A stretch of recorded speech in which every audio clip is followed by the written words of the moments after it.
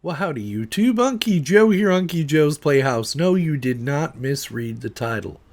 I'm now back on my Intel i5-4570 CPU with my H97N Wi-Fi motherboard, and I'm loving it. It's working great. But why? Why, Joe?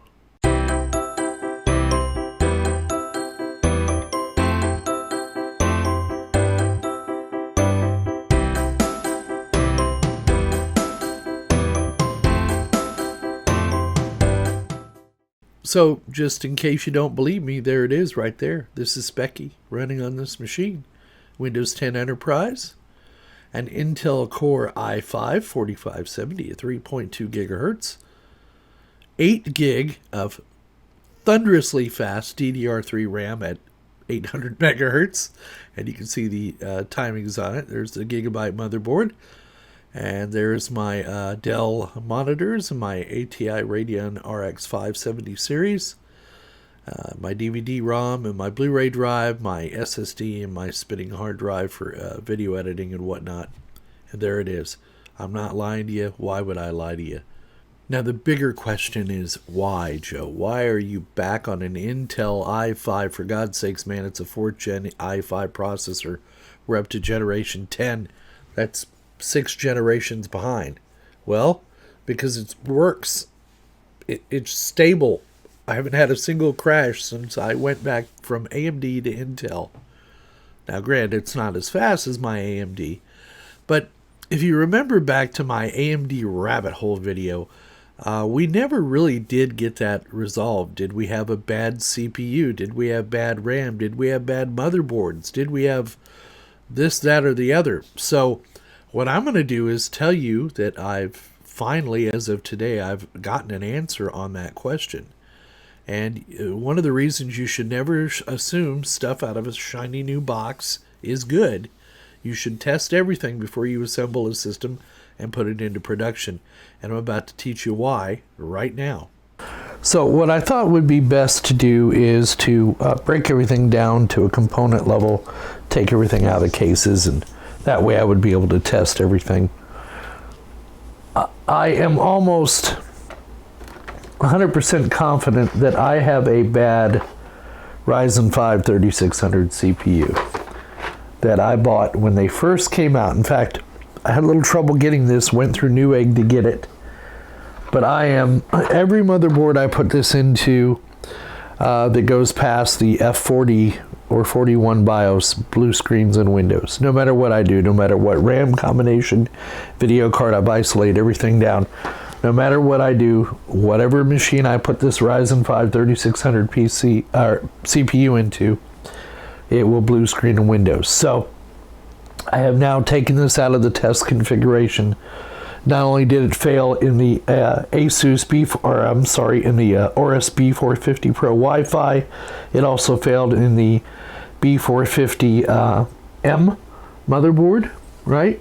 Aorus M motherboard, and it has also failed now in the Asus motherboard, the 570. So I'm arming this CPU. I'm going to go ahead and order another one because I want to have one on hand. I originally paid a couple of $100 for this. They're now down to about $170. So I'm going to order another one, but I'm going to go ahead and RMA this with AMD.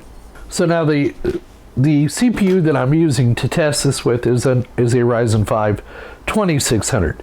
And yes, I know it doesn't support PCI Express 4, but that's not what we're testing. We're trying to test and see whether we had motherboard, RAM, or CPU issues. Well, we know we have a CPU issue. There's no doubt in my mind. The reason I've denied the fact that I had a CPU issue up to this point is because I've never had one in 30 years of working on computers. I've never had a CPU fail. Not Intel, not AMD. So that's why it was so out of the norm for me. The other thing that I don't normally experience is RAM failure. But evidently, you know, here I was blaming the motherboard all this time, and when I had a bad stick of RAM. So I bought a couple of these Corsair Vengeance DDR4 3000, let's see. Yeah, they're DDR4 3000 megahertz. I don't know if you can close in on that good enough. The RAM timings are 15, 17, 17, and 36.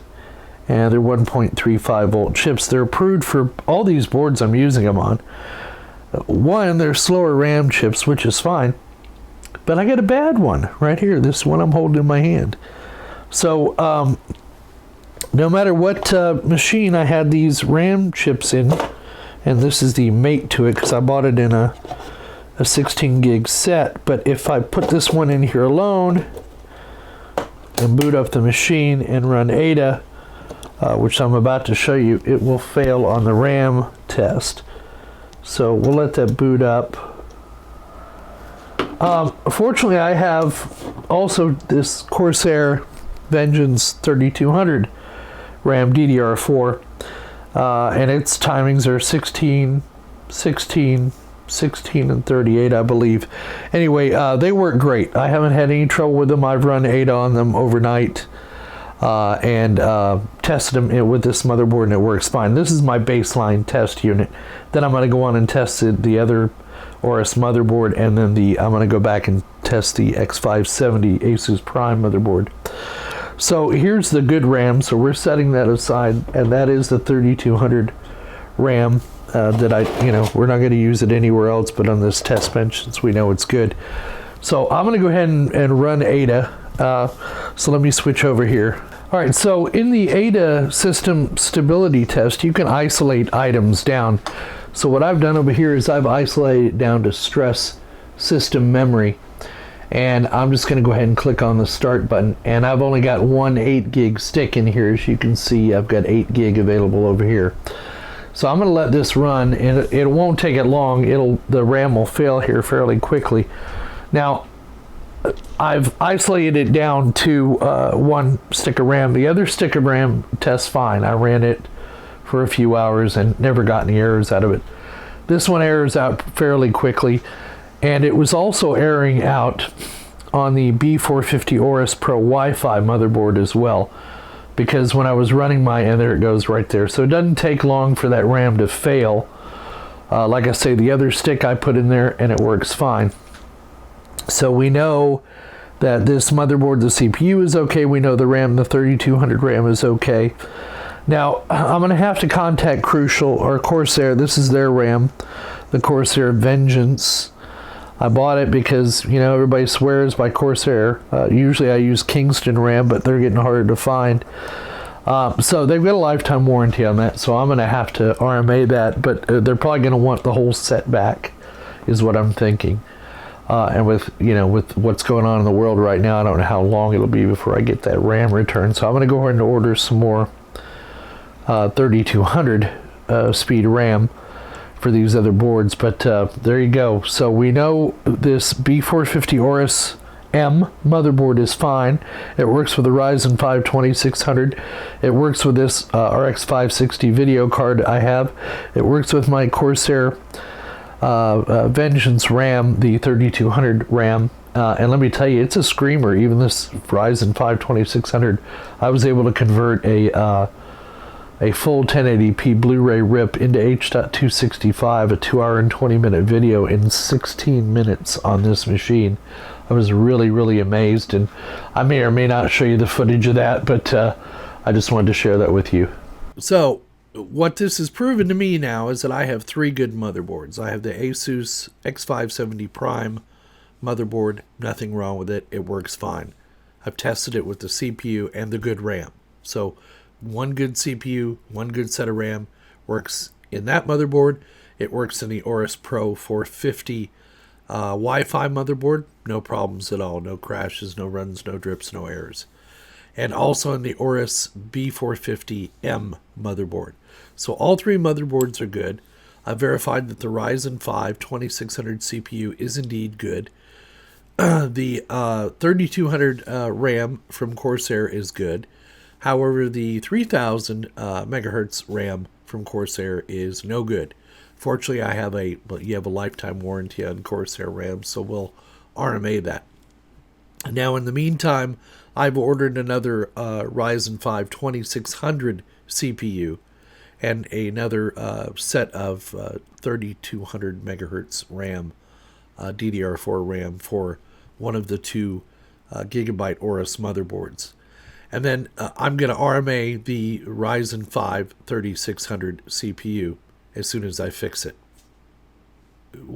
What do you mean as soon as you fix it? I thought you were RMAing it. Yes, I'm RMAing it because it has problems. You've seen it. We saw it in the down the rabbit hole video where I was blue screening Windows left and right every time I put that processor into any of those motherboards. But what I didn't show you is the fact that I evidently, when I put this CPU back in its plastic carrier, I put it in upside down and I bent 3 of the pins in the corner where they're the hardest in the world to straighten out. So I'm going to attempt to re-straighten these pins using the razor blade method that J2 Cents did on his channel. I'm going to try to follow that. It's only 3 pins that are slightly bent. So I'm going to try to get them straight again.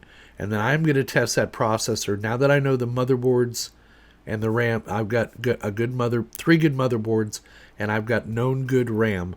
I'll use that RAM in one of these 3 motherboards to further double check that Ryzen 5 3600 processor has got an issue. And then if that is the case, then I will RMA that to AMD. Now, the other thing I'm very happy to report is I was able to take every single one of these motherboards up to the latest BIOS. So on the 2 gigabyte Aorus boards, I was able to take them to F51 of the BIOS. Now, both of those boards are up to F51. That's with the Ryzen 5 2600 and the Corsair 3200 Vengeance RAM. I was able to get Windows, all the updates done, no more blue screens, no lockups, no nothing. I was able to enable the XMP profile, no problems whatsoever, including the Asus X570 Prime, which started all of this rabbit hole-ness, was when I couldn't update the BIOS on it. So I went ahead and went from 1405 to 1407 to 2402 to now 2407. I hope I got those versions right.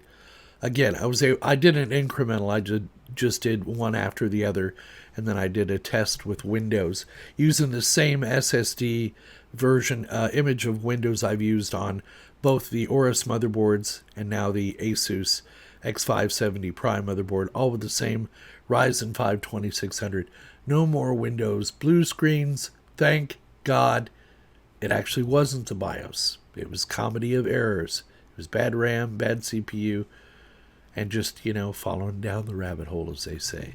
Now, hindsight is 20/20. And I should have done this from the very beginning. I should have never taken a component out of the box and put it into a machine that is going into production. I should have tested it first, but I just thought, shiny new box, new products. Certainly there can't be anything wrong with these new products.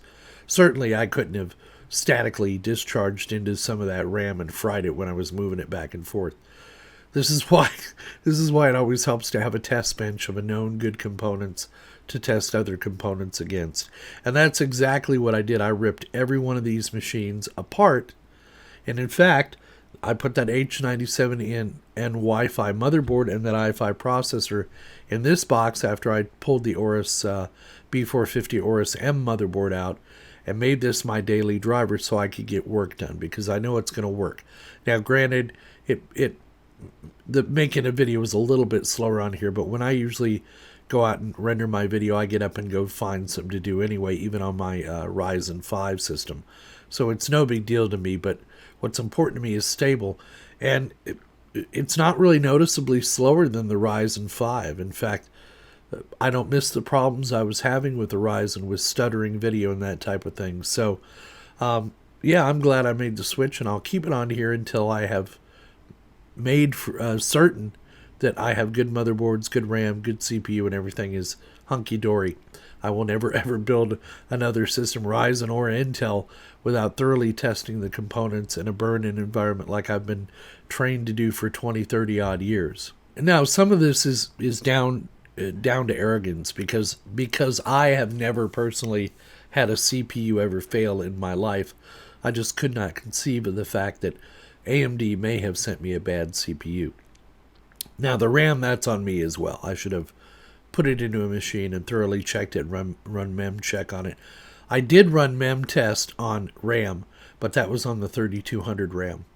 And fortunately for me, what saved my butt was I took that 3000 series RAM and one of the in the B450 Pro Wi-Fi was running some tests through Ada64, their new burn-in test, and it kept coming up hardware failure. So that was my first clue that there was something wrong either with that board or with the RAM. And once I got that B450 Aorus M motherboard on the bench and started isolating RAM, I got it down to 1 8 gig stick. Now, when I bought that RAM, I bought it in a 16 gig kit, so I'm sure I'll have to send them both back to Corsair. Yeah, that's who I got them from.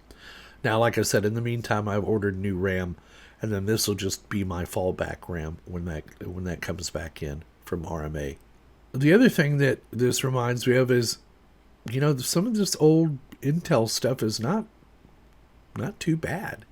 I mean, considering I'm running a processor that is 6 generations old, and I'm still fairly happy with it, is a resounding trumpet call of success to Intel.